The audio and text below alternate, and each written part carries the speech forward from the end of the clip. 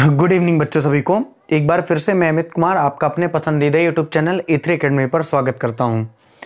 तो बच्चों हम लोग बात कर रहे हैं बजट के बारे में, और निश्चित रूप से जैसे कि मैंने आपसे आज बताया था कि आज हम लोग बजट के कॉन्सेप्ट को कंप्लीट कर लेंगे, और निश्चित रूप से आज हम लोग कंप्लीट ही कर लेंगे, यानी कि कल से हम लोग एक नई यूनिट के बारे में चर्चा जरूर करेंगे। ओके बच्चों, देखिए हम लोग बात कर रहे थे बजट के बारे में, और बेटा अगर बजट के बारे में बात की जाए तो बजट में हम लोग बजट के अर्थ के बारे में बात कर लिया था बेटा। हम लोगों ने बजट की विशेषताओं के बारे में भी बात कर लिया था। अगर बात की जाए बेटा तो हम लोग बजट की प्रक्रिया के बारे में भी बात कर चुके थे। आज हम लोगों को बजट के अवयव के बारे में बात करनी थी, और मोस्टली बजट के अवयव में जो मेन चीजें हैं उनके बारे में बच्चा हम लोग जरूर बात करेंगे। ठीक है बेटा, ध्यान से समझना। पहला, आपको मैं बजट से संबंधित कुछ चीजें बताना चाहता हूं, इस बात को बहुत अच्छे से समझना। ठीक है, बजट को मेनली अगर बात की जाए तो दो कॉन्सेप्टों को लेकर के हम पढ़ेंगे। एक तो होता है राजस्व और एक होता है दूसरा, अगर बात की जाए बेटा यहां से क्वेश्चन कैसे बनेंगे आपको पता चलेगा, परेशान मत होना। ठीक ना, पूंजीगत। क्या होता है पूंजीगत? तो मैंने आपको बताया था जब हम लोग बजट के बारे में बात कर रहे थे, मैं बहुत ही आराम से बताने का प्रयास करूंगा और बहुत ही सरल तरीके से बताने का प्रयास करूंगा। वाकई में यदि आपने ईमानदारी से चीजों को समझ लिया तो मैं गारंटी के साथ कह रहा हूं कि यहां से आपका बहुत अच्छा कॉन्सेप्ट क्लियर होगा, बहुत अच्छा कॉन्सेप्ट। ठीक है, बस चीजों को आपको रट्टा नहीं मारना है, समझना है। मैं जितने टाइम तक बोलूंगा उसको ध्यान से बेटा सुनते जाना, कहीं कोई तकलीफ नहीं जाएगी। ठीक है, चलो। तो मैंने आपको बताया था कि बजट जब भी पेश किया जाता है तो मदों को दो भागों में बांटा जाता है। देखो ये क्लास उसी को समझ में आ रही होगी जो बजट की क्लास को शुरुआत से लेके चल रहा है। आज हम लोग बजट की यूनिट को खत्म कर देंगे बेटा। इसके बाद जो अगला चैप्टर 2019-20 इसमें केवल बजट है। वहां से क्वेश्चन यही है कि बजट पेश किसने किया, वित्त मंत्री किसने, निर्मला सीतारमण ने। उसके पहले कुछ भी नहीं आने वाला है ना। हालांकि 2019 में फिर बजट पेश नहीं किया था, 2020 की बात कर रहा हूं। 2019 वाला जो बजट था पीयूष गोयल जी ने वो किया था। ठीक है ना, पीयूष गोयल जी ने, बिल्कुल।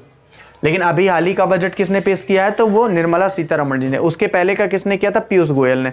तो वहां से करंट अफेयर्स का कॉन्सेप्ट है वो नहीं आएगा, आपका जो बजट का क्वेश्चन आएगा वो यहीं से आएगा। ठीक है, इसलिए पुरानी बुक में एक ही यूनिट दी होगी और आपको यही यूनिट पढ़ना है आपके सिलेबस के हिसाब से। ठीक है, चलो।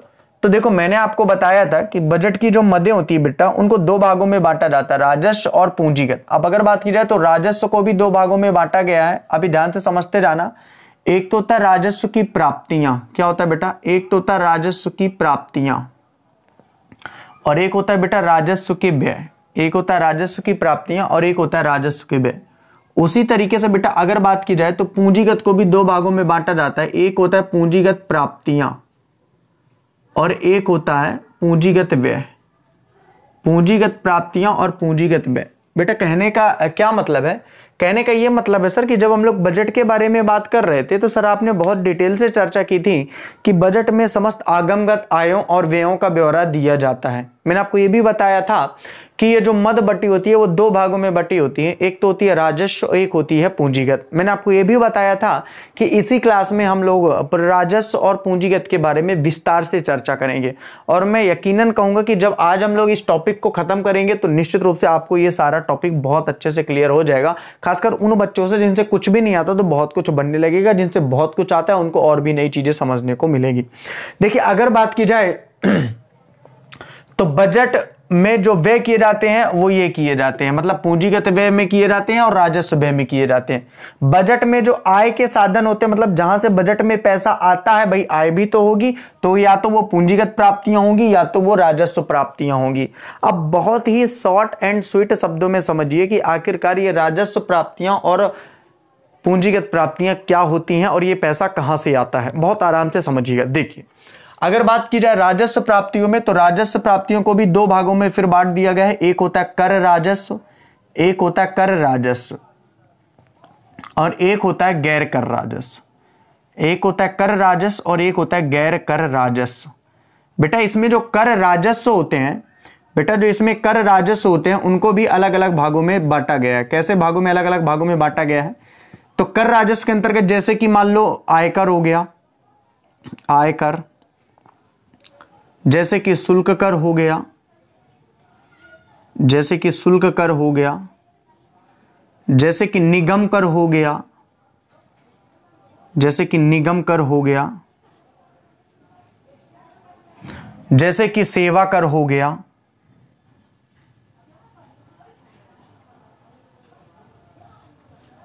सेवा कर के बाद और अगर बात की जाए तो जैसे कि उत्पाद कर हो गया, है ना, सीमा शुल्क हो गया, सीमा शुल्क ले लो, उत्पाद शुल्क भी लिख लो, सीमा शुल्क, सीमा शुल्क हो गया, उत्पाद शुल्क हो गया, और इस टाइम पे इन सभी का पिताजी यानी कि जीएसटी हो गया। जीएसटी, जीएसटी का फुल फॉर्म जरूर याद करके जाइएगा, goods and service tax, goods and service tax, ठीक है। गुड्स एंड सर्विस टैक्स जो 1 जुलाई 2017 से भारत देश में क्या है, पूरी तरीके से लागू है, जिसको हम लोग क्या कहते हैं, गुड्स एंड सर्विस टैक्स, ठीक है। जीएसटी ये भी एक कर है। गैर कर राजस्व के अंतर्गत बेटा क्या क्या आते हैं, इसको भी ध्यान रखना। गैर कर राजस्व के अंतर्गत जैसे सरकार का कहीं पे क्या हुआ है, ब्याज की प्राप्ति हुई है, ब्याज की क्या हुई है बेटा, प्राप्ति हुई है, ब्याज की प्राप्ति हुई है मान लो कहीं से, ठीक ना, ब्याज की प्राप्ति। अगर सरकार ने मान लो ब्याज की प्राप्ति के अलावा और क्या होता है, जैसे सामान्य सेवाओं से कोई आय प्राप्त होती है, सामान्य सेवाओं से अगर जैसे कोई आय प्राप्त होती है, सामान्य सेवाओं से जो आय प्राप्त होती हैं, इनके बारे में डिटेल से चर्चा करेंगे, परेशान मत होना, अभी थोड़ा सा आधारशिला मुझे रखने दो, ठीक है। फिर क्या होता है, सामाजिक एवं सामुदायिक सेवाओं से जो आय होती है, सामुदायिक सेवाओं से आय मतलब जैसे हॉस्पिटल वगैरह से, सामुदायिक सेवाओं से आय, सामुदायिक सेवाओं से आय, सामुदायिक सेवाओं से आय, ठीक है। आगे यदि बात की जाए तो एक और पॉइंट लिख लेते हैं अपन, उपहार में सहायता या वस्तु या नगद सहायता, उपहार सहायता, उपहार सहायता, ठीक है, उपहार सहायता, ओके कोई दिक्कत नहीं है, उपहार सहायता। अगर बात की जाए पूंजीगत प्राप्तियों में, तो पूंजीगत प्राप्तियों में क्या आता है, पूंजीगत प्राप्तियों में जैसे उधार लिया, ठीक है ना, उधार, ठीक है, उधार किससे, जनता से या पब्लिक से। अब जनता से डायरेक्टली उधार नहीं है ना, मार्केट से उधार, जैसे विश्व बैंक से, विश्व बैंक से, ठीक ना, गिरवी रखकर संपत्ति को उधार, गिरवी रखकर किसी वस्तु का उधार। तो बेटा दोनों पे जो अंतर है वो क्या होता है, इस बात को बहुत ध्यान से समझना पड़ेगा आप लोगों को। क्या समझना पड़ेगा आप लोगों को, दोनों में से अंतर क्या होता है, इस बात को आपको समझना पड़ेगा, ठीक है। राज्य भविष्य निधियां, हाँ ठीक है, अन्य प्राप्तियां, नगद शेष को आहरण द्वारा कमी, जो भी है, ठीक है। अभी बात को समझो। अब मैंने आपसे क्या बताया सर, अभी थोड़ा सा समझ में कम आ रहा, मैंने आपको क्या बताया कि थोड़ा सा इकोनॉमिक्स पेचीदा सब्जेक्ट है, ध्यान से सुनते रहना तो बेटा सारी चीजें आपको क्लियर हो जाएंगी, ठीक है। मैंने आपको पहले ही बताया कि हम लोगों ने बजट के व्ययों को, आयों को 2 भागों में बांट रखा है, एक तो राजस्व, एक होता है पूंजीगत। बेटा मैं आपको बता ही रहा हूं कि राजस्व की प्राप्तियां, ये सारी प्राप्तियां राजस्व प्राप्तियां कहलाती हैं और ये सारी प्राप्तियां पूंजीगत प्राप्तियां कहलाती हैं। अब मैं जो कहूंगा इसको ध्यान से समझना, जैसे कि कर राजस्व, आयकर, आयकर मतलब इनकम टैक्स। इनकम टैक्स का मतलब आप सब लोग समझते हो कि जिस व्यक्ति की आय 5 लाख से अधिक होती है उसको सरकार को प्रत्यक्ष रूप से टैक्स देना पड़ता है, ये कहलाता है प्रत्यक्ष कर। यानी कि आयकर जो जिस व्यक्ति के ऊपर बेटा लगाया जाता है उसी व्यक्ति को टैक्स का पैसा देना पड़ता है, ये होता है बेटा आयकर। क्लियर है ये बात, आयकर क्या होता है। अब यहां से क्या होता है, बोलो सरकार को इनकम होती है। कैसे इनकम होती है भाई, जिन व्यक्तियों की आय 5 लाख या उससे अधिक होती है, जिनकी जैसे बढ़ती जाती है उनका रेशियो बढ़ता जाता है, 5%, 10%, 20%, 30%। तो बेटा जैसे इनकम टैक्स है यानी आयकर है, वो किस पर लगता है बेटा, आय पर लगता है। किस पर लगता है, आय पर लगता है। तो जिन लोगों की पेमेंट बहुत ज्यादा होती है, वार्षिक इनकम 5 लाख से अधिक होती है, तो सरकार उन पर 10% ब्याज प्राप्त करती है या टैक्स लेती है, तो सरकार की ये प्राप्ति हो गई। शुल्क कर, जैसे कि मान लो आपने कहीं विदेश से कोई सामान अपना मंगाया, तो बंदरगाह में सरकार ने रोक लिया और सरकार आपसे क्या ले रही है, शुल्क कर ले रही है, यानी कि जिसको हम लोग कहते हैं सीमा शुल्क, जिसको हम लोग क्या कहते हैं, सीमा शुल्क। ये एक ही बात है, शुल्क कर की बात करो या सीमा शुल्क, एक ही बात है। तो सीमा शुल्क भी ले रही है, ठीक है। इसको अलग अलग लिखने की आपको आवश्यकता नहीं थी, सीमा शुल्क या शुल्क कर एक ही होता है, ठीक ना। सीमा शुल्क या शुल्क मैंने ध्यान नहीं दिया, ये दोनों एक ही बात है। जैसे कि मान लो आपने बांग्लादेश से कोई सामान मंगाया है, तो भारत के बंदरगाह में वो वस्तु को रोक दिया जाएगा और आपको उसका टैक्स देना पड़ेगा। क्यों, क्योंकि वो बाहर से आपने मंगाया हुआ, वो शुल्क सीमा शुल्क कर कहलाता है। सरकार को इससे भी आमदनी हो रही है। निगम कर, जो नगर निगम के द्वारा टैक्स लगाया जाता है, जैसे कि आप लोग अगर शहरों पर रहते होगे तो वहां पर भी टैक्स लगता है, आपके घरों का, आपके माता पिता से पूछेगा, वहां से जो टैक्स आ गया। सेवाओं पर जो कर लगाया जाता है उस पर हो गया। उत्पाद, वस्तु को उत्पादन करते समय जो टैक्स लगाया जाता है उस पर भी सरकार का पैसा मिलता है। और सबसे ज्यादा अगर सरकार को इनकम मिलती है तो वो कहां से मिलती है? जीएसटी से। और जब से जीएसटी लागू हुई है तो ये सारे शुल्क बंद करके केवल जीएसटी प्राप्त की जाती है, गुड्स एंड सर्विस टैक्स। क्या प्राप्त की जाती है? Goods and service tax. अब देखिए, चूंकि आपके सिलेबस में गुड्स एंड सर्विस टैक्स नहीं है इसलिए मैं ज्यादा इसके बारे में डिटेल नहीं कर रहा हूं, ठीक है। तो कहने का मतलब क्या है कि ये सारे पार्ट होते हैं जहां से सरकार को क्या होती है? प्राप्तियां होती हैं कर के रूप में। कर राजस्व मतलब कर के रूप में। गैर कर राजस्व मतलब जैसे सरकार ने किसी को पैसा उधार दिया होता है वहां से जो ब्याज मिला। कुछ सामान्य सेवाएं जैसे कि हॉस्पिटल वगैरह खुले हुए हैं, यहां से जो पैसा मिलते हैं, जैसे स्कूल वगैरह सरकार ने खोल रखे हैं, कुछ तो पैसा गवर्नमेंट के बच्चों से लेती है। तो यहां से सामुदायिक सेवाएं मतलब जैसे कि हॉस्पिटल वगैरह खुला हुआ है, वहां से जो पैसा सरकार को मिल रहा है। जैसे सरकार गवर्नमेंट से अगर बीएड करा रही है तो कुछ बच्चे तो वहां पे भी पैसा दे रहे हैं, भले वो कम राशि होती है लेकिन पैसा तो सरकार का आता है। किसी ने सरकार के फंड वगैरह में पैसा दे दिया, तो इस तरीके से ये क्या होती है? एक प्रकार के राजस्व प्राप्तियां होती है बेटा। ये क्या होता है? एक प्रकार के राजस्व प्राप्तियां होती है जो इस प्रकार से पैसे प्राप्त होता है। तो सरकार को अगर बात की जाए तो प्राप्तियां राजस्व के रूप में इस तरीके से प्राप्त होती हैं। लेकिन वहीं अगर बात करें पूंजीगत प्राप्तियां, तो पूंजीगत प्राप्तियों में जब सरकार उधार लेती है या तो मार्केट से पैसा उधार लेती है या जनता से। अब जनता ऐसा नहीं कि हमसे आपसे सरकार पैसा मांगेगी, सरकार मार्केट से पैसा उठाती है। मार्केट से कैसे? बड़े बड़े उद्योगपतियों से। तो यहां पे जनता का तात्पर्य उद्योगपतियों से। अब हमसे तुमसे थोड़ी पैसा उधार लेगी सरकार, समझ जाओ, बड़े बड़े उद्योगपतियों से। बिल्कुल बेटा, उद्योगपति क्यों नहीं उधार देंगे?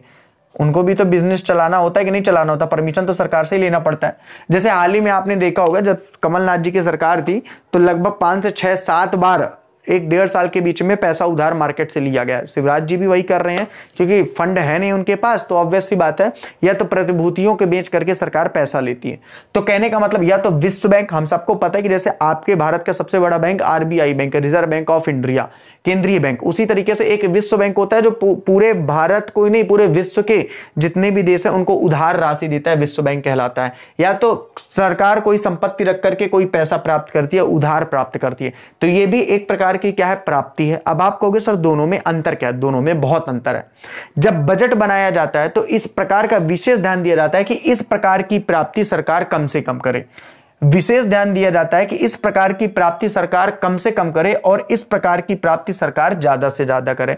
अब आप मेरे से पूछोगे ऐसा क्यों होता है? तो बजट बनाते समय इस पर इसलिए दबाव डालना पड़ता है क्योंकि सरकार की इस पर कोई लायबिलिटीज नहीं बनती है, सरकार का इस पर कोई दायित्व तो नहीं बनता है। देखो इकोनॉमिक्स ऐसा है कि अगर आप सोचोगे 5 मिनट में चीजें हमको समझ में आएगी तो नहीं आएगी।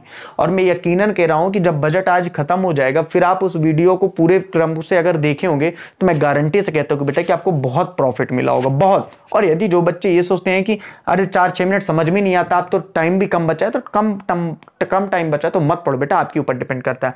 लेकिन मैं अपने टाइम से चल रहा हूं, मैं जैसे ही मुझे लगेगा क्लास कम हो रही है तो मैं क्लास बढ़ा करके यूनिट बाय यूनिट खत्म करता जाऊंगा। और रही बात अकाउंट की, तो 16 तारीख तक रिवीजन चलेगा, 16 तारीख के बाद नया सब्जेक्ट पढ़ाया जाएगा, वहां तक रिवीजन मैं खत्म कर दूंगा, मुझे सारा याद है। और वो रेगुलर चलेगा, यानी कि वित्तीय विवरणों का विश्लेषण, लेखांकन अनुपात और रोकड़ प्रवाह। परेशान मत हो, मुझे सब कुछ याद है, जहां तक करा दिया आप उतना याद कर लो, ठीक है। तो सरकार ज्यादा से ज्यादा कोशिश करती है कि इन माध्यमों से पैसा सरकार को ज्यादा आए, क्योंकि इन माध्यमों में सरकार का कोई दायित्व तो नहीं बनता है। जैसे इनकम टैक्स, तो इनकम टैक्स आपसे सरकार ने ले लिया, आप सरकार का दायित्व तो नहीं बनता है कि आपको कोई सुविधा दे। हालांकि उसके एवज में सरकार लाइट की व्यवस्था करवाती है, उसका भी आपको पैसा लेती है, रोड की व्यवस्था कराती है, हालांकि रोड का भी सरकार टैक्स लेती है, ठीक है। और अगर सपोज दैट सरकार ने यहां से पैसा प्राप्त किया हुआ है, इसका मतलब सरकार की आर्थिक स्थिति अच्छी नहीं है, इसका मतलब यहां से इतना पर्याप्त मात्रा में पैसा नहीं मिल पाया कि यहां से पैसा लेना पड़ा। अब आपके मन में यह भी प्रश्न उठता है कि सर यहां से पैसा क्यों लेना पड़ता है? भाई सामाजिक कार्य करने के लिए, सरकार को चलाने के लिए पैसे की आवश्यकता ही होगी, क्योंकि सरकार चाहे राजस्व व्यय करेगी, अभी राजस्व व्यय के बारे में बात करेंगे, और चाहे पूंजीगत व्यय करेगी, पैसा तो सरकार को सभी जगह देना पड़ेगा। तो वो पैसा आएगा कहां से? अगर सरकार को सभी जगह पैसा देना पड़ेगा तो वो बेटा वो जो पैसा आता है वो पैसा यहीं से आता है, सरकार की प्राप्तियों से। तो देखिए आपसे कितना अच्छा क्वेश्चन पूछा जा सकता है कि राजस्व प्राप्तियां क्या है, आप बहुत डिटेल से बता सकते हो, मैं गारंटी के साथ बता रहा हूं। अगर आपसे पूछा जाएगा कि पूंजीगत प्राप्तियां क्या है, तो आप बहुत अच्छे से डिटेल में बता सकते हो। एक लाइन में अगर कहूं तो इतना है कि हर सरकार चाहती है कि हमारे पास राजस्व प्राप्तियां आए, पूंजीगत प्राप्तियां ना आए, लेकिन एक देश की सुशासन व्यवस्था को चलाने के लिए बेटा पूंजीगत प्राप्तियां भी इतना इंपॉर्टेंट रखती हैं जितना कि राजस्व प्राप्तियां इंपॉर्टेंट रखती हैं। यह बात आपको समझ में आ गई। और मैं फिर से बता रहा हूं कि जब बजट तैयार किया जाता है तो इस बात पर विशेष ध्यान दिया जाता है कि राजस्व की प्राप्तियां ज्यादा से ज्यादा हों और पूंजीगत प्राप्तियां कम से कम हों। लेकिन इसके विपरीत लेकिन इसके विपरीत बेटा जब व्यय किया जाता है तो सरकार की पहली प्राथमिकता होती है और देश की पहली प्राथमिकता होती है कि राजस्व व्यय कम से कम किया जाए। यहां ये ज्यादा किया जाए, ये कम किया जाए, यहां ये कम किया जाए, ये ज्यादा किया जाए। अब ऐसा क्यों, आपको समझ में आ जाएगा। सर राजस्व व्यय के अंतर्गत क्या क्या आता है, इसकी कुछ झलकियां मैं आपको बता रहा हूं, जैसे समझिएगा। राजस्व व्यय का मतलब ये होता है बेटा, जैसे कि सरकार ने ऋण माफ कर दिया। क्या माफ कर दिया? ऋण माफ कर दिया। क्या माफ कर दिया बेटा? ऋण माफ किया। अब एक बात बताओ, जब सरकार ने ऋण माफ किया इसका मतलब क्या है भाई? ऋण किसने दे रखा है? बैंक ने दे रखा है। तो यदि सरकार ने ऋण माफ किया, जैसे किसानों का ऋण माफ कर दिया, जैसे किसानों का बिजली बिल माफ कर दिया, तो सरकार अपनी जेब से वो पैसा किसको देती है बेटा? बैंकों को देती है। बैंक थोड़ी कोई रिश्तेदार उनके लगते हैं, तो बैंकों को। मतलब जो उन किसानों ने पैसा लिया हुआ था सरकार से उधार अपनी खेती के लिए, तो हमेशा ऐसा तब होता है जब प्राय चुनाव होने आते हैं। तो आप सबने सुन रखा है कि किसानों का बिल माफ हो गया, बिजली का बिल माफ हो गया, जिन लोगों ने 2 लाख रुपया तक का उधार लिया होता उनका भी बिल माफ हो गया, फलाना ढिकाना ढिकाना। तो ये एक प्रकार का सरकार का क्या है? व्यय है। ये एक प्रकार का क्या है बेटा? सरकार का व्यय है। लेकिन कैसा व्यय है बेटा? वो राजस्व व्यय है। कैसा व्यय है बेटा? वो राजस्व व्यय है। कैसा व्यय है बेटा? वो राजस्व व्यय है। जैसे कि सरकार ने सपोज सरकारी अस्पताल बना दिया बेटा। जैसे सरकार ने क्या बना दिया बेटा? सरकारी अस्पताल बना दिया। क्या बना दिया? सरकारी अस्पताल बना दिया। जैसे कि सरकार ने क्या बना दी? स्कूलें बनवा दी, स्कूलें बनवा दी। ये क्या है? ये एक प्रकार के व्यय हैं, व्यय हैं। ये एक प्रकार के क्या होते हैं बेटा? व्यय होते हैं। समझ रहे हो कैसे व्यय हैं? बोले सर ये राजस्व व्यय है, ये राजस्व व्यय है। हालांकि अस्पताल और स्कूलें कुछ हद तक अच्छी मानी जाती हैं, क्योंकि 2 चीजें, क्योंकि इनसे जो लोग हैं उनकी क्या होती है? उनकी प्रशासनिक व्यवस्था मजबूत होती है और वो कहीं ना कहीं काम के प्रति वफादार होते जाते हैं और काम के प्रति लगनशील होते जाते हैं। मतलब ये हमारा एक जो युवा वर्ग होता है वो पढ़ लिख कर क्या करता है? उसी सरकार की मदद करता है। मतलब हमें बाहर से नहीं मंगाने पड़ते हैं अच्छे अच्छे कर्मचारी, हमारे घर पे ही होते हैं, हमारे देश पे ही होते हैं। तो कहीं ना कहीं ये चीज तो समझ में आती है। लेकिन सबसे ज्यादा जो अधिभार आता है सरकार के ऊपर वो आता है ये। तो कुल मिलाकर के राजस्व व्यय में मोटा मोटा देखा जाता है ऋणों को माफ करना। और अगर बात करें पूंजीगत व्यय में, तो जैसे सरकार भवनों का निर्माण करे, सरकार बड़ी बड़ी मशीनों का निर्माण करे। कहने का मतलब यह है कि सरकार के द्वारा, जैसे सरकार ने विनियोग पर कहीं पे पैसा लगाया हुआ है, विनियोग पर सरकार ने कहीं पैसा लगाया हुआ है, तो कहने का मतलब यह है कि जब सरकार ऐसी जगह व्यय करती है जहां से वापस कुछ ना कुछ आने की संभावना जरूर होती है। जैसे भवन का निर्माण किया तो कहीं ना कहीं संपत्ति का निर्माण तो हो रहा है कि नहीं हो रहा? बिल्कुल हो रहा, भले वहां पे व्यय हो रहा। भाई सरकार जैसे कि बड़े बड़े होटल बनवा रही है, जैसे कि सरकार ने बड़े बड़े बिल्डिंगें बनवा दी, तो सिंपल सी बात है वहां पे लोग किराए से रहने जा रहे हैं, तो सरकार को इससे इनकम मिल रही है। हालांकि सरकार ने व्यय तो किया उन बिल्डिंगों पर, लेकिन वापस सरकार को पैसा भी तो आ रहा है कि नहीं आ रहा? बिल्कुल आ रहा, तो अच्छा माना जाता है ये। लेकिन अब सरकार ने ऋण माफ किया तो क्या पैसा वापस आने वाला है? आप बोलोगे सर नहीं आने वाला है। तो सिंपल सी बात है बेटा, आपको इतना ही मुझे समझाना था कि आखिरकार राजस्व प्राप्तियां क्या होती हैं और पूंजीगत प्राप्तियां क्या होती हैं। तो बेटा इस बात को व्यापक तौर पर आपको समझना है और समझना पड़ेगा कि राजस्व प्राप्तियां क्या होती हैं और पूंजीगत प्राप्तियां क्या होती हैं। क्योंकि बेटा जो राजस्व प्राप्तियां होती हैं बेटा, इतना बात जरूर याद रखना कि राजस्व प्राप्तियां जो होती हैं वो अच्छी होती हैं, लेकिन पूंजीगत प्राप्तियां अच्छी नहीं होती। जबकि राजस्व व्यय अच्छे नहीं होते हैं, पूंजीगत व्यय अच्छे होते हैं। तो आप मेरे से कह सकते हो कि सर तो राजस्व व्यय सरकार को कम से कम करना चाहिए। बिल्कुल कम से कम करना चाहिए, लेकिन समस्याएं ये है कि भाई सामाजिकता भी तो सरकार को देखनी पड़ेगी, क्योंकि सामाजिक आधार पर मूलभूत ढांचा भी तो तैयार करना पड़ेगा। अब आप बताइए, जो किसान ऋण देने के लायक नहीं है, अगर उनको ऋण देना पड़ गया तो या तो वो बेचारे आत्महत्या करेंगे और या तो वो किसानी करना छोड़ देंगे। अब सिंपल सी बात है, सरकार को ये बात भी तो याद रखनी है कि उनके किसान है। वो बात लगे कि इस टाइम सरकार ध्यान नहीं दे रही है, पिछले 100 दिनों से किसान सड़कों में है। अब क्यों है, खैर उसके बारे में हम लोग चर्चा नहीं करेंगे। तो कहने का मतलब ये है, लेकिन सरकार को ऋण माफ करना पड़ता है, क्योंकि कभी कभी बेटा सामाजिक कार्य करने के लिए सरकार को ऐसे ठोस कदम उठाने पड़ते हैं जिसके माध्यम से सरकार क्या करती है, ऋण वगैरह का क्या करती है बेटा, माफ करती है। क्या करती है? माफ करती है। हालांकि ये जो राजस्व व्यय किए जाते हैं, ये सिंपल सी बात है बेटा, कहीं ना कहीं समस्या खड़ी जरूर करते हैं। समस्या कैसे खड़ी करते हैं, इनके बारे में आइए बात कर लेते हैं। भाई समस्या ऐसी खड़ी करते हैं कि सरकार के पास एक तो पैसा कम आया है, मान लो इनसे प्राप्तियां कम हुई है। अब जैसे कोरोना टाइम में यहां से पैसा तो कम आया है। क्यों पैसा कम आया है? भाई सिंपल सी बात है, लोगों को टैक्स देना नहीं पड़ा। सरकार ने बोला कि इनकम टैक्स भी अभी मत देना भाई 2-3 महीने तक, जब तक कोरोना लगा हुआ। तो यहां से सरकार को पैसा कम आया। अब सरकार ने कहीं उधार भी नहीं दे रखा था, ये सारी सेवाएं भी बंद थी, तो यहां से भी सरकार को पैसा कम आया। अब सरकार ने किया क्या? सरकार ने पूंजीगत प्राप्तियां की, यानी कि देश को चलाने के लिए उधार पैसा लिया। किनसे लिया? बड़े बड़े विश्व बैंकों से लिया, आईएमएफ से लिया। आईएमएफ का मतलब क्या होता है? इंटरनेशनल मॉनेटरी फंड, यानी कि मुद्रा सहायता कोष, अंतरराष्ट्रीय मुद्रा सहायता कोष, तो वहां से भी उधार लिया, वर्ल्ड बैंक से भी लिया, विश्व बैंक से भी उधार लिया। तो जब इन सभी चीजों से पैसा ले लिया तो महंगाई तो ऑब्वियस सी बात है बढ़ने ही वाली थी, यह हमें पहले से भी पता था और अर्थशास्त्रियों को भी पता था, क्योंकि सरकार के पास जब पैसे ही नहीं थे, सरकार ने उधार ले रखे थे, तो इनको पैसा तो सरकार को चुकाना ही पड़ेगा। तो कहने का मतलब यह है कि क्यों लेती है सरकार? क्योंकि कहीं ना कहीं क्यों लेती है सरकार? क्योंकि कहीं ना कहीं बेटा इनकी आवश्यकता जरूर होती है, वो आपको अभी समझ पे नहीं आएगा। तो राजस्व व्यय सरकार को प्राय ध्यान जरूर रखती है सरकार कि जब भी बजट बनाया जाए तो राजस्व व्ययों को कम किया जाए, लेकिन संभव नहीं है कि राजस्व व्ययों को कम किया जा सके, क्योंकि सामाजिक स्तर को बढ़ाने के लिए क्या सरकार अस्पताल नहीं खोलेगी? क्या सरकार स्कूल नहीं खोलेगी? बिल्कुल खोलेगी। क्या सरकार ऋण माफ नहीं करेगी? भाई कुछ गरीब युवा वर्ग ऐसा भी है जिसको ऋण माफ भी करना जरूरी है, ठीक है। तो कहने का मतलब है कि ये उसके अवयव होते हैं। इनके बारे में बात सर आपने क्यों की? It is a not a necessary, ये इतना इंपॉर्टेंट नहीं था, लेकिन आपको ये जानना इंपॉर्टेंट था कि राजस्व और पूंजीगत क्या होता है। हालांकि इसमें जो लास्ट क्वेश्चन हम लोग बात करेंगे वो वेरी इंपॉर्टेंट है, वो है बजट के प्रकार के बारे में, वो है बजट के प्रकार के बारे में, ठीक है। तो सर इनके बारे में क्या जानना जरूरी था? बेटा इनके बारे में जितना जानना जरूरी था आप समझ चुके हो। आप समझ चुके हो कि बजट को दो भागों में बांटा गया, राजस्व और पूंजीगत। आप समझ गए राजस्व दो भागों में है, प्राप्तियां और व्यय, और पूंजीगत भी दो प्रकार का होता है। आप ये भी समझ गए कि प्राप्तियों में कर राजस्व और गैर कर राजस्व आता है। कर राजस्व मतलब जहां से टैक्स में सरकार वसूल करती है, गैर कर राजस्व मतलब सरकार ने उधार दिया, कुछ इंटरेस्ट मिल रहा। पूंजीगत प्राप्तियों मतलब सरकार उधार मांग रही है। एक नालायक बोल रहा है कि सर इसमें अंतर क्या? नालायक नहीं, तो यहां सरकार ने पैसा दिया हुआ था, उसका ब्याज मिला है, यहां सरकार ने उधार लिया है, यानी ब्याज सरकार भरेगी। तो अभी अंतर तेरे को समझ में नहीं आ रहा सर? तो ये प्राप्ति हो गई, और ये बेटा क्या हो गए? व्यय हो गए, यानी कि भवनों, मशीनों और विनियोग या विनिर्माण क्षेत्रों में। तो सरकार जब यहां व्यय करती है तो इनसे सरकार की संपत्ति क्या होती है बेटा? सरकार की संपत्ति का निर्माण होता है। लेकिन सरकार ने ऋण माफ कर दिया, इनसे किसी प्रकार की संपत्ति का निर्माण नहीं होता है। तो इस बात को भी बेटा आप ध्यान से समझ रहिए, ठीक है, कोई दिक्कत नहीं है। तो मुझे लगता है कि ये टॉपिक आपको यहां पे समझ में आ गया है, ठीक है बेटा। आगे ज्यादा ब्रीफ में इसके बारे में बात नहीं कर रहे हैं अपन, लेकिन आपके लिए इतना पर्याप्त मात्रा में बात कर रहे हैं कि यहां से ऑब्जेक्टिव आने के चांसेस जब होंगे बेटा, तो वो टॉपिक आपका बहुत अच्छे से क्लियर कर सके हम लोग। ओके बेटा, क्लियर है? चलो बहुत अच्छा है।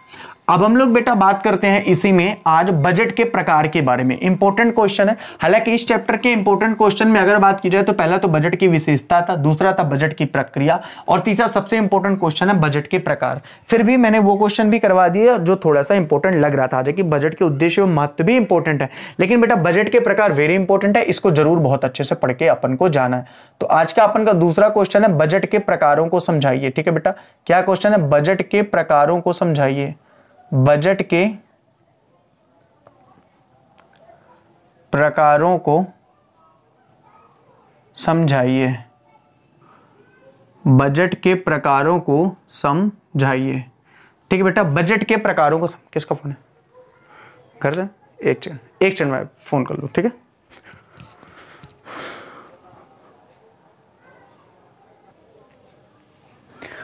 हाँ ठीक है। तो बेटा अगर बात की जाए बजट के प्रकारों के बारे में, तो देखो बजट के जो प्रकार होते हैं वो कितने प्रकार के होते हैं, बहुत डिटेल से हम लोग बजट के प्रकार के बारे में बात करेंगे। सबसे पहले बजट का प्रकार होता है बेटा संतुलित बजट। कैसा बजट बेटा? संतुलित बजट। कैसा बजट? संतुलित बजट। अब ये संतुलित बजट क्या होता है इसके बारे में हम लोग डिटेल से बात करेंगे, ठीक है। संतुलित बजट। दूसरा होता है बेटा जेंडर बजट। क्या होता है? Gender budget. Gender budget. Gender budget. तीसरा अगर बात की जाए बेटा बजट के प्रकारों की, तो तीसरा होता है निष्पादन बजट। क्या होता है बेटा? निष्पादन बजट।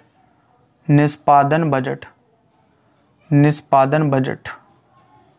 चौथा अगर बात की जाए तो बेटा क्या होता है? जीरो बेस बजट, ठीक है। Zero base budget. Zero base budget. Zero base budget. Zero base budget. एक काम करो, रुक जाओ, मेरे को मोबाइल दे दो, वो तुमसे स्विच ऑफ नहीं होगा, वो मेरा वो लगा होगा ना फ्लाइट मोड में, ऐसा नहीं जाएगा ना, उसको बंद कर देते हैं। ये काम करते हैं।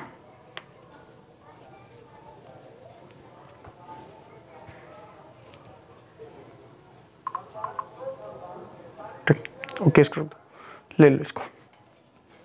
हाँ ठीक है, पकड़ो। तो बेटा बात कर रहे हैं हम लोग बजट के प्रकारों के बारे में। एक्चुअली आज संडे है बेटा, तो क्या है कि फ्रेंडों का फोन आता रहता है, क्योंकि उनको पता होता है कि संडे को सर खाली होते हैं, मित्र भी खाली होते हैं, तो सभी लोग का मिलने का टाइम होता है, इसलिए फोन आ रहा होगा। ठीक है, चलिए कोई बात नहीं, क्लास आज अपन की आज पूरी होगी अच्छे से। तो बजट के प्रकारों में हम लोग संतुलित बजट के बारे में बात करेंगे, जेंडर बजट के बारे में बात करेंगे, निष्पादन बजट के बारे में बात करेंगे, जीरो बेस बजट के बारे में भी हम लोग बात करेंगे, और पांचवा हम लोग बात करेंगे आउटकम बजट के बारे में। किसके बारे में बात करेंगे बेटा? आउटकम बजट के बारे में बात करेंगे। आउटकम बजट मैं बहुत अच्छे से समझाता जाऊंगा, आप आराम से बेटा समझते जाना, सारी चीजें क्लियर हो जाएगी।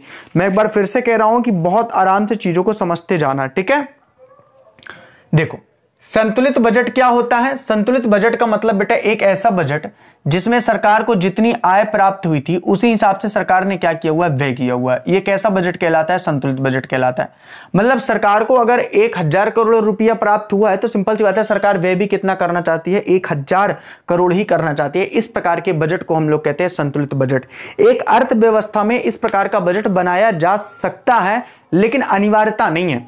और अगर इस तरीके का बजट बन गया सपोज दैट, तो समस्या जनता के पास आ सकती है। क्योंकि यदि मान लीजिए सरकार को, जैसे कोरोना काल था, पैसा कम प्राप्त हुआ, सरकार ने व्यय भी कम किया, तो निश्चित रूप से होगा क्या? अर्थव्यवस्था की गति क्या हो जाएगी बेटा? धीमी हो जाएगी। सरकार की जो सामाजिक कल्याण योजनाएं चल रही होती हैं वो क्या होती हैं बेटा? धीमी हो जाती हैं।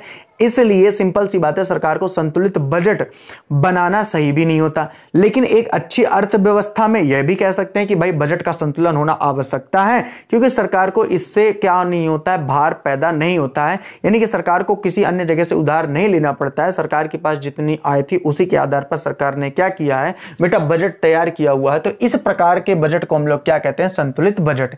इस प्रकार के बजट को बेटा हम लोग क्या कहते हैं? संतुलित बजट कहते हैं, जहां पे सरकार की जितनी प्राप्तियां हुई हैं। अब प्राप्तियां सरकार की दो ही तरीके से हो सकती हैं, या तो राजस्व प्राप्तियां या तो पूंजीगत प्राप्तियां।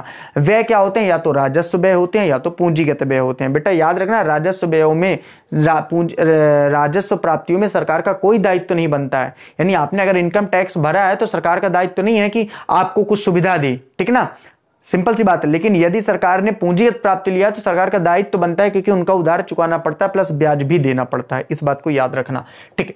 अगर बात की जाए बेटा जेंडर बजट, तो जेंडर बजट मोस्टली ऑस्ट्रेलिया में पारित किया गया था, और ये महिलाओं के लिए होता है। किसके लिए बजट है ये? महिलाओं के लिए बजट है। महिलाओं के लिए बजट का मतलब महिलाओं के ऊपर दो दुष्प्रभाव चल रहे हैं, अत्याचार हो रहे हैं, जो महिलाओं के शोषण किया जा रहा है, उसके लिए जो बजट पेश किया जाता है वो बजट कहलाता है महिलाओं के लिए जेंडर बजट। ये जेंडर बजट की शुरुआत बेटा ऑस्ट्रेलिया से हुई थी सर्वप्रथम 1984 में। इस बात को याद रखना है, ऑब्जेक्टिव में क्वेश्चन पूछा जाएगा कि जेंडर बजट की शुरुआत सबसे पहले कहां हुई थी, तो ऑस्ट्रेलिया में की गई थी। कब? 1984 को। कब की गई थी बेटा? 1984 में। 1984 में बेटा जब ऑस्ट्रेलिया में इस बजट की शुरुआत की गई थी, तो इसका उद्देश्य क्या? भारत में भी यह बजट शुरू किया गया था, लेकिन अभी फिलहाल तो ऐसा नहीं होता है। यानी महिलाओं के सशक्तिकरण के लिए, महिलाओं के किसके लिए बेटा? महिलाओं के सशक्तिकरण के लिए यह बजट पेश किया जाता है। महिलाओं के सशक्तिकरण के लिए यह बजट पेश किया जाता है। यानी कि महिलाओं को भी समाज में उच्च दर्जा मिल सके, महिलाओं को भी समाज में अच्छी शिक्षा मिल सके, महिलाओं के डिग्निटी को प्रभावित न किया जाए, महिलाओं को किस तरीके से अधिक स्ट्रांग बनाया जा सके, सरकार एक अलग बजट प्रस्तुत करती है। हालांकि ऐसा नहीं, आज तो हमारे समाज में चाहे महिला हो या पुरुष हो, दोनों में समानता है और समान कार्य पर समान वेतन भी मिलता है। लेकिन कहीं कहीं आप सबको पता है कि वही काम यदि एक पुरुष कर रहा है और वही काम यदि एक महिला कर रही है, आप शिक्षा विभाग में ही ले लीजिए, कहना तो नहीं चाहिए, एक प्राइवेट जो स्कूलें खुली होती हैं, आप सबको पता है, मैं सबकी बात नहीं कर रहा हूं, ठीक है, मैं कुछ चुनिंदा स्कूलों की बात कर रहा हूं, जहां पे अगर वो फीमेल काम कर रही होती है, पढ़ा रही होती है, तो उसको एक कम एवज में रखा जाता है, वहीं अगर पुरुष कर रहा होता है तो ज्यादा एवज में रखा जाता है। और भी बहुत सारी ऐसी जगह है पर जहां पे महिलाओं की हीन भावना से देखा जाता है। तो सरकार को जब ऐसा लग रहा होता है कि हमारे देश में महिलाओं के साथ अत्याचार बढ़ता जा रहा है, तो उनके लिए, और हमारे देश की महिलाएं जो खुद इंडिपेंडेंट हैं वो इतना पैसा नहीं कमा रही है, तो उनके लिए सरकार एक स्पेशल बजट पारित करती है, जिसे हम लोग कहते हैं जेंडर बजट। तो जेंडर का मतलब ही होता है मेल या फीमेल। हालांकि यहाँ पे जेंडर बजट केवल और केवल महिलाओं के सशक्तिकरण के लिए है, ना कि पुरुषों के। इस बात को भी आपको विशेषकर याद रखना है, इसमें कोई दिक्कत वाली बात है नहीं। तीसरा आता है निष्पादन बजट। बेटा निष्पादन बजट का मतलब होता है पूर्व वर्ष में सरकार ने जो पैसा खर्च किया है, पूर्व वर्ष में सरकार ने जो पैसा खर्चा किया है, और पूर्व वर्ष की नीतियों के आधार पर, बेटा बात को समझना, पूर्व वर्ष की नीतियों के आधार पर जब सरकार नया बजट बनाती है, यानी कि जब सरकार नया बजट बना रही होती है, उस समय यदि सरकार पुराने समय पे जिस प्रकार का बजट बनाया गया था, सरकार ने जो पैसा यहां पे खर्चा किया था, इस आधार पर जब बजट तैयार करती है तो इसे ही कहते हैं बेटा निष्पादन बजट। इसे कैसा बजट कहते हैं बेटा? निष्पादन बजट कहते हैं। सर कैसा बजट कहते हैं? निष्पादन बजट। सर निष्पादन बजट का मतलब क्या होता है? तो बेटा निष्पादन बजट का मतलब होता है कि जब सरकार पूर्व में जिस तरीके का बजट बनाई हुई थी उससे जो निष्कर्ष निकल के आया हुआ था, निष्कर्ष कैसे कि उस साल का बजट बहुत अच्छा बना था इसलिए देश की अर्थव्यवस्था में गति हुई, तो जब वहां से अच्छा निष्कर्ष निकल आया तो बेटा सिंपल सी बात है, सरकारें फिर क्या करती हैं? उस आधार पर सरकारें नया बजट बनाती हैं। उस आधार पर सरकारें नया बजट बनाती हैं, यानी पूर्व में जो पैसा किया गया है खर्च, वो आधार लेकर के नए वर्ष का बजट बनाना। जैसे कि हम लोग भी क्या करते हैं, जब बजट बनाते हैं तो कहते हैं यार पिछले साल हमारा बजट बढ़िया था, इस साल गड़बड़ा गया, तो पिछले साल के आंकड़ों को लेकर के जब बजट बनाया जाता है तो इस प्रकार के बजट को बेटा क्या कहते हैं? निष्पादन बजट कहते हैं। क्या कहते हैं बेटा? निष्पादन बजट कहते हैं। जीरो बेस बजट का मतलब क्या होता है? जब पूर्व वर्ष के सारे व्ययों एवं आयों को शून्य मान लिया जाता है, मतलब पूर्व वर्ष के किसी आय वैसे जब कोई मतलब ही नहीं होता है उसे शून्य मान लिया जाता है और नए सिरे से एकदम नया बजट प्रस्तुत किया जाता है, तो इस प्रकार के बजट को बेटा क्या कहते हैं? जीरो बेस बजट कहते हैं। यानी कि पुराने जितने भी व्यय या आय थे उन सभी को शून्य मान लिया गया, पुरानी सारी नीतियों को समाप्त कर दिया गया और नए तरीके से जब बजट तैयार किया जाता है, इसे ही बेटा हम लोग कहते हैं जीरो बेस बजट। बेटा इसे ही हम लोग क्या कहते हैं? Zero base budget. चीजें आपको समझ में आ रही होंगी। जैसे कि संतुलित बजट क्या है, आपने बहुत अच्छे से समझा कि भाई संतुलित बजट का मतलब होता है कि जब सरकार व्यय और आय बराबर कर रही होती है तो इस प्रकार के बजट को कहते हैं संतुलित बजट। हालांकि ऐसा बजट हर दिशा में सही नहीं होता है। जेंडर बजट क्या कहलाता है? जब सरकार महिलाओं के सशक्तिकरण, सशक्तिकरण एक शब्द है जिसमें है कि महिलाओं की डिग्निटी को बढ़ावा देना, यानी महिलाओं की आत्मरक्षा और महिलाओं के कार्य के प्रति जिज्ञासा तैयार करना, ठीक है, ताकि उनको भी समाज में बराबर हक मिल सके। आज है बिल्कुल, नो डाउट, इसमें कोई कहने वाली बात नहीं है। तो जेंडर बजट स्पेशली महिलाओं के सशक्तिकरण के लिए रखा जाता है। निष्पादन बजट जब पिछले वर्ष की नीतियों को आधार बनाया जाए, जब पिछले वर्ष के व्ययों को आधार बनाया जाए, जब पिछले वर्ष के आयों को आधार बनाकर नए वित्तीय वर्ष का बजट तैयार किया जाता है, तो इसे ही हम लोग कहते हैं बेटा निष्पादन बजट है। जीरो बेस बजट क्या होता है बेटा? जीरो बेस बजट का मतलब होता है कि जब पिछले वर्ष के व्ययों को, हानियों को, आय को, लाभ को शून्य मान लिया जाता है और नए तरीके से बेटा जब नया बजट तैयार किया जाता है तो बेटा इसको कहते हैं जीरो बेस बजट। क्या कहते हैं बेटा? इसको जीरो बेस बजट कहते हैं। आउटकम बजट बेटा क्या होता है? तो आउटकम बजट का मतलब बेटा ये होता है, बात को ध्यान से समझना, ये आउटकम बजट क्या होता है कि वित्तीय वर्ष के दौरान ही बनाए जाते हैं। वित्तीय वर्ष के दौरान बनाए जाते हैं। कैसे? जैसे मान लो सरकार ने कोई योजना चालू कर दी, जैसे मान लो सरकार ने कोई योजना लगाई और योजना में सरकार ने क्या किया, जैसे सरकार ने योजना रखी है कि 2022 तक क्या होंगे, सभी के घर क्या हो, किसानों की आय दुगनी करनी है। क्या करनी है? किसानों की आय दुगनी करनी है। सरकार का क्या है? किसानों की आय दुगनी करनी है। सरकार की योजना है, किसानों की आय दुगनी करनी है। वास्तव में ये मोदी जी का उद्देश्य है। अब उद्देश्य कितना पूरा हो रहा है ये तो सड़कों में आज दिखाई दे ही रहा है। तो किसानों की आय क्या करनी है? दुगनी करनी है। ये 2022 तक उद्देश्य है। अब हो क्या रहा है बेटा, इस बात को समझो। अब हो क्या रहा है बेटा, इस बात को समझो। अब मान लो ये जो योजना चली, इस योजना को बीच में ही रोका गया और ये देखा गया कि क्या वास्तव में ये जो बजट किया गया है क्या सही ढंग से कार्य कर रहा है, यानी योजना अगर सफल हो रही है तो बजट हमारा सही है। तो इस प्रकार का बजट जो बीच में ही योजनाओं को क्या किया जाता है, बीच में चल रही योजनाओं को देख करके यह पता लगाया जाता है कि जो बजट तैयार किया गया था वो सही दिशा में जा रहा है कि नहीं। अगर सही दिशा में जा रहा है तो बीच बीच में क्या किया जाता है, इन योजनाओं को देखा या परखा जाता है। तो इस प्रकार के बजट को बेटा हम लोग क्या कहते हैं, इस प्रकार के बजट को आउटकम बजट कहते हैं। बेटा इस प्रकार के बजट को हम लोग क्या कहते हैं, आउटकम बजट कहते हैं। वैसे तो बजट और भी कई प्रकार के होते हैं लेकिन इतना काफी है। जैसे कि इसमें क्या लिखा हुआ है कि आउटकम बजट में विभिन्न मंत्रालयों को आवंटित किए गए बजट में मूल्यांकन भी किए जा सकते हैं जो लक्ष्यों का निर्धारण किया जाता है ताकि बजट में क्रियान्वयन की गुणवत्ता को परखा जा सके। वही चीज मैंने यहां पे बता दी, ताकि उसकी गुणवत्ता को परखा जा सके। अब हालांकि इस प्रकार के बजट की शुरुआत भारत में 2005 या 2006 में की गई थी। यह बात एकदम क्लियर है, इसमें कोई दिक्कत वाली बात नहीं है। ओके बेटा, इसमें कोई भी दिक्कत वाली बात नहीं है। इसमें कोई भी दिक्कत वाली बात नहीं है। अब दो चीजें और हैं, अच्छा कुछ इसमें फैक्चुअल मैं लिखवा देता हूं, इसको आप लोग लिख लीजिएगा, मैंने लिख के लाया हूं मैं इसको मैं लिखवाए भी दे रहा हूं, इसको थोड़ा सा लिख भी दे रहा हूं, ठीक है बेटा। ये बजट के प्रकार आप समझ गए हो, कोई दिक्कत नहीं है, ठीक है, बजट के प्रकार आप समझ गए हो, ठीक है। इसमें कुछ बातें हैं जो मैं लिख के लाया हूं, ये ऑब्जेक्टिव में पूछे जाते हैं। पहला, भारत का पहला बजट कब और किसने प्रस्तुत किया था? तो याद रखना बेटा, भारत का पहला बजट 1860 में जेम्स विल्सन ने प्रस्तुत किया था। किसने? जेम्स विल्सन ने। जेम्स विल्सन ने, किसने? जेम्स विल्सन ने। हालांकि तब भारत क्या था? आजाद नहीं था, कैद था। तो भारत का पहला बजट 1860 में जेम्स विल्सन द्वारा प्रस्तुत किया गया था। स्वतंत्र भारत का पहला बजट कब पेश हुआ? स्वतंत्र भारत का मतलब 1947 के बाद। तो स्वतंत्र भारत का बजट जब पेश हुआ था, स्वतंत्र भारत का बजट जब पेश हुआ था 1947 में, तो किसने पेश किया था? आर.के. षटमुगम सेट्ठी ने। तो आर.के. षटमुगम सेट्ठी ने, ठीक ना, आर.के. षटमुगम सेट्ठी ने उसको क्या किया था? पेश किया था, आर.के. षटमुगम सेट्ठी ने, ठीक है, आर.के. षटमुगम सेट्ठी ने। अगर बात की जाए पहला गणतंत्र बजट, गणतंत्र मतलब 1950। अगर स्वतंत्र भारत के इतिहास की बात कर रही है तो मतलब 47। अगर पहला गणतंत्र की बात तो 1950, आप सबको पता है 24 जनवरी 1950, 26 जनवरी 1950। 24 जनवरी को राष्ट्रपति जी शपथ लेते हैं, 26 जनवरी को गणतंत्र दिवस मनाया जाता है। उसकी अगर बात करेगा तो किसने पेश किया था? जॉन मथाई ने। किसने पेश किया था? जॉन मथाई ने। तो ये तीनों ऑब्जेक्टिव है जहां से क्वेश्चन जरूर बनेंगे, तीनों ऑब्जेक्टिव है जहां से क्वेश्चन जरूर बनेंगे। बेटा इस बात को विशेषकर ध्यान रखना। मैं आपसे क्या बताया? पहला आपसे क्वेश्चन पूछा जा सकता है कि भारत में सबसे पहले बजट किसने पेश किया? तो 1860 में जेम्स विल्सन ने। क्वेश्चन स्पष्ट बोलेगा कि स्वतंत्र भारत के इतिहास में सबसे पहले बजट किसने पेश किया? षटमुगम सेट्ठी ने। आपसे क्वेश्चन बोलेगा कि गणतंत्र इतिहास में किसने बजट पेश किया? जॉन मथाई ने। आप में से काफी सारे बच्चे मेरे से पूछ सकते हैं कि ये दोनों अलग कैसे हो गए।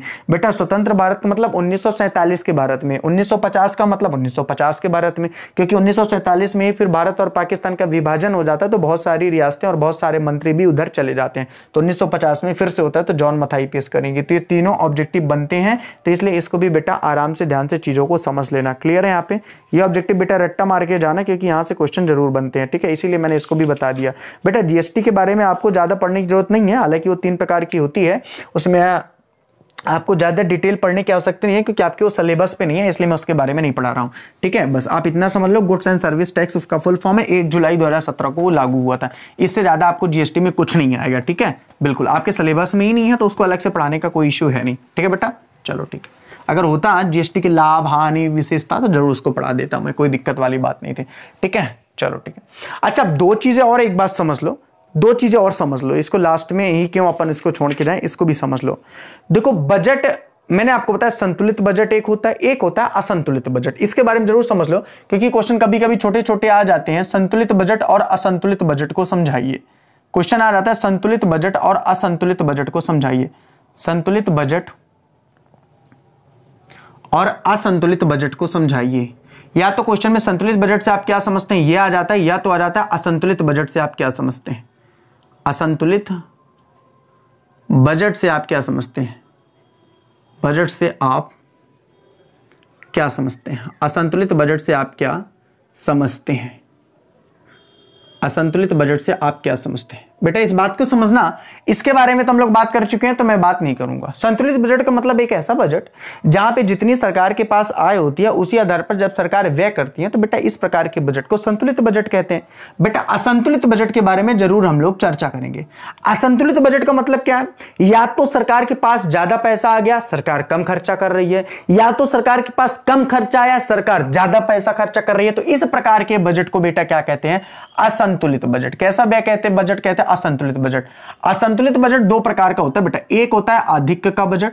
मैं फिर से बता रहा हूं कि ये उसी को समझ में आ रहा होगा जो वास्तव में पढ़ने के लिहाज से बैठा होगा, जो वास्तव में पढ़ने के लिहाज से बैठा होगा। कुछ तो टाइम पास करने के लिए बैच को ले लिए होंगे, लेकिन वास्तव में नहीं पढ़ रहे होंगे, ठीक है ना। अब अगर नहीं पढ़ रहे तो बेटा नहीं बनेगा। घाटे का बजट, घाटे का बजट। मैंने आपसे क्या बोला, इस बात को समझने का प्रयास करिए फिर से। देखिए मैंने आपसे बोला कि व्यवहारिक जीवन में 2 प्रकार के बजट हो सकते हैं। पहला संतुलित बजट। संतुलित बजट एक ऐसा बजट जहां पे सरकार की आय जितनी होती है उसी आधार पर सरकार क्या करती है, व्यय करती है। इस प्रकार के बजट को कैसा बजट कहते हैं, संतुलित बजट कहते हैं। अगर संतुलित ये है बेटा तो कुछ असंतुलित भी होगा। अब असंतुलित का मतलब क्या हो सकता है, तो देखो असंतुलित का मतलब हो सकता है या सरकार के पास आय ज्यादा हो, सरकार व्यय कम करे, और या तो सरकार के पास आय कम हो और सरकार व्यय ज्यादा करे। तो इसके आधार पर भी दो भागों में बांट दिया गया। ये दोनों ही कैसे बजट है बेटा? असंतुलित बजट है, मतलब कि संतुलन में नहीं है, मतलब कि संतुलन में नहीं है। अब संतुलन में नहीं है क्या? असंतुलित है, असुनी है। असंतुलन में नहीं है का क्या मतलब है? मतलब कि या तो आय ज्यादा होगी या तो व्यय ज्यादा होंगे, दोनों में कोई भी ज्यादा हो सकता है। अब इसी आधार पर बजटों को दो भागों में यहां पे भी बांटा गया। आपसे क्वेश्चन पूछा जाता है घाटे के बजट से आप क्या समझते हो या अधिक के बजट से आप क्या समझते हो? तो बेटा बहुत ही सिंपल सी लाइन है। अधिक का बजट का मतलब होता है कि जब सरकार के पास आय ज्यादा होती है और सरकार व्यय कम करती है, तो इस प्रकार के बजट को अधिक का बजट कहते हैं। इसका मतलब सरकार ने राजस्व प्राप्तियों से बहुत ज्यादा मात्रा में पैसा कमा रखा है, लेकिन सरकार राजस्व व्यय और पूंजीगत व्यय कम करना चाहती है। इस प्रकार के बजट को अधिक का बजट कहते हैं। प्राय ऐसा बजट जब बनाया जाता है, इसकी दो ही कारण होते हैं। पहला कारण तो सरकार या तो बाजार में बहुत ज्यादा मात्रा में पैसा पड़ा हुआ है, तो वहां से सरकार टैक्स के माध्यम से सरकार क्या करना चाहती है? मुद्रा की कमी करना चाहती है। आप मेरे से बोलोगे कमी का मतलब मुद्रा स्फीति को कम करना, क्योंकि आप सबको पता है कि बाजार में यदि बहुत ज्यादा मात्रा में मुद्रा आ जाएगा तो वस्तुओं का अपव्यय बहुत ज्यादा मात्रा में होगा। इसलिए सरकार उस मुद्रा के माध्यम को वापस खींचना चाहती है। अब यदि मार्केट से पैसा सरकार को वापस लेना है तो सरकार क्या कर देगी? टैक्स लगा देगी, तो वहां से पैसा उठ करके सरकार के पास आ जाएगा, व्यय कम करेगी। तो ये तब करती है जब मुद्रा स्फीति को सरकार को कम करना पड़ता है, या तो भविष्य में ऐसा लग रहा होता है कि और ज्यादा परिस्थितियां विकराल हो सकती हैं। जैसे अभी क्या है, कोरोना महामारी थी, धीरे धीरे समाप्त हो रही है। कोरोना के लिए वैक्सीन की आवश्यकता है, सरकार महंगाई ठोके पड़ी है, तो आज ज्यादा से ज्यादा टैक्स लग रहा है, हर वस्तु पर टैक्स लग रहा है, हर चीज महंगी हो रही है, तो आय सरकार ज्यादा ले रही है, व्यय कम कर रही है। इसलिए बेरोजगारी और भुखमरी और धीरे धीरे महंगाई, ये सब चीजें क्या होती जा रही हैं? बढ़ती जा रही हैं। ठीक है, तो ये क्या है? अधिक का बजट है। घाटे का बजट क्या है? हालांकि सरकार ने ये नहीं दर्शाया कि सरकार ने अधिक का बजट बनाया हुआ है। ऐसा कोई सरकार क्यों दर्शाएगी कि हम आय ज्यादा ले रहे हैं, व्यय कम कर रहे हैं? सिंपल सी बात है, आपको भी पता है। घाटे का बजट इसके जस्ट विपरीत होता है, यानी कि व्यय कम हो, व्यय अधिक करे और आय कम हो, व्यय अधिक करे और आय कम हो। घाटे का बजट है, नाम से स्पष्ट है, मतलब सरकार के पास पैसे कम है और सरकार तब भी व्यय ज्यादा कर रही है और सरकार को आय कम मिल रही है। तो आप मेरे से बोलोगे कि सर सरकार के पास यदि पैसे कम है तो पैसा आएगा कहां से व्यय करने के लिए? तभी सरकार क्या लेती है? ऋण लेती है। क्या लेती है? ऋण उधार लेती है, यानी कि पूंजीगत प्राप्तियां करती है। तो घाटे का बजट वैसे समाज के लिए हर सरकार को घाटे का बजट ही तैयार करना चाहिए, तभी इससे समाज का विकास भी होगा, लोगों का विकास भी होगा, और व्यय ज्यादा होगा तो सिंपल सी बात है, हमारी अर्थव्यवस्था भी बढ़ेगी। अगर सरकार के पास पैसे कम है, सरकार के पास पैसे कम है मैटर नहीं करेगा, लेकिन पब्लिक के पास यदि पैसे कम है तो मैटर करेगा। हालांकि बेटा बात तो वही है, पब्लिक के पास भी तो पैसे तभी आएंगे जब सरकार के पास आएंगे। तो सरकारें क्या करती हैं? ऐसा मंदी के समय में बेटा, यदि जैसे मंदी है बाजार में बेटा, जैसे कि पैसा नहीं है, इस टाइम पे लोगों के पास पैसा नहीं है, तो सरकारें बेटा क्या करती हैं? सरकारें ये करती हैं कि सरकारें ज्यादा से ज्यादा व्यय करती हैं, पैसा डालती हैं मार्केट में, ताकि ज्यादा से ज्यादा रोजगार मिल सके लोगों को। तो बेटा ये कहलाता है आपका घाटे का बजट। घाटे का बजट आप समझ गए। इस बजट की पूर्ति करने के लिए सरकार को क्या लेना पड़ता है? उधार लेना पड़ता है। तो मैंने आपको बहुत डिटेल से और बहुत ब्रीफ तरीके से पढ़ाया कि संतुलित बजट क्या होता है, असंतुलित बजट क्या होता है। मैंने बताया संतुलित बजट का मतलब होता है जब सरकार के पास जितना आय आता है उतना ही सरकार व्यय करती है, तो इस प्रकार के बजट को संतुलित बजट कहते हैं। असंतुलित का मतलब ही है या तो आय ज्यादा आ रही है, सरकार व्यय कम कर रही है, तो वो हो जाएगा अधिक का बजट, या तो सरकार व्यय ज्यादा कर रही है, आय कम आ रहा है, तो ये कहलाएगा घाटे का बजट।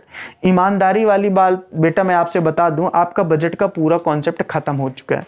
बाकी पढ़ाने के लिए बहुत सारा अभी भी मैटर पड़ा हुआ है और आपके पढ़ने के लिए भी बहुत सारा मैटर पड़ा हुआ है। देखिए मैंने आपसे पहले भी कहा था और एक बार फिर से मैं कह रहा हूं, समय बिल्कुल बहुत कम है आपके पास और मेरे पास भी बहुत कम है, लेकिन मैं आपसे फिर भी कह रहा हूं कि 1-1.5 महीने 2 महीने जो भी हमारे पास बचे हुए हैं, स्पेशली जैसे इकोनॉमिक्स की क्लास हो रही है, अकाउंट की भी खत्म करेंगे निश्चित रूप से, तो आप जितना ज्यादा चीजें पढ़ सकते हैं उतना पढ़ डालिए, बाकी आप अपने स्तर से पढ़िए। अब आप सबसे एक चीज हाथ जोड़ के निवेदन है आप सभी से, प्लीज इस बात को जरूर गौर करिएगा, हाथ जोड़ के निवेदन है कि एक बार ये चारों वीडियो को अगर आपने नहीं देखा है तो बढ़ा करके ब्रीफ में देख लीजिए, बढ़ा करके। अब इतना टाइम नहीं है, 30-30 मिनट का वीडियो 15-15 मिनट में खत्म कर दीजिए, 1 घंटे रिवीजन कर दीजिए। और अगर आपने देख रखे हैं तो मत देखिए, रिवीजन करके टाइम बर्बाद मत करिए, फिर आप किताब या अपनी गाइड या जहां से आप पढ़ रहे हो उनको उठा करके एक बार इसको पढ़ने का प्रयास कर लो बेटा, मन लगा करके अगर आधे घंटे अगर तुमने बजट के चैप्टर को पढ़ दिया, मैं गारंटी के साथ कह रहा हूं कि आपका ये चैप्टर कंप्लीट हो गया 101%। इसकी दूसरी यूनिट नहीं है बेटा, उसको नहीं पढ़ना, एक ही यूनिट है, 7 नंबर यहीं से आएगा, 4 नंबर का एक क्वेश्चन आएगा इन्हीं में से जितने क्वेश्चन मैंने पढ़ा दिया है, ठीक है। इस बात को विशेषकर ध्यान रखो बेटा। मैं एक बार फिर से मैं कह रहा हूं कि प्लीज एक बार अगर अच्छे से पढ़ने का प्रयास करेंगे तो निश्चित रूप से आपको समझ में आएगा, और अगर नहीं आ रहा तो यार कुछ तो आ ही रहा होगा, तो उसी को समझ लो, ठीक है। क्योंकि अब इतना टाइम नहीं है। अब आप सोचो 5 आज 6 से 7 तारीख है, अगर हम लोग इतना स्लो चलेंगे तो फिर कैसे काम होगा। हमको 2-4 यूनिट 5 यूनिट खत्म करनी है, और आपको समझ में भी आए तो बहुत कुछ समझ में आएगा। जो बच्चे कुछ नहीं पढ़ना चाहते हैं वो भी पढ़ लेंगे, पास तो हो जाएंगे, इसकी गारंटी है, ठीक है बेटा। चलो ठीक है, बाय एंड गुड नाइट। कल हम लोग फिर मिलते हैं, कल अकाउंट की भी क्लास करेंगे, इकोनॉमिक्स की भी। Bye and good night.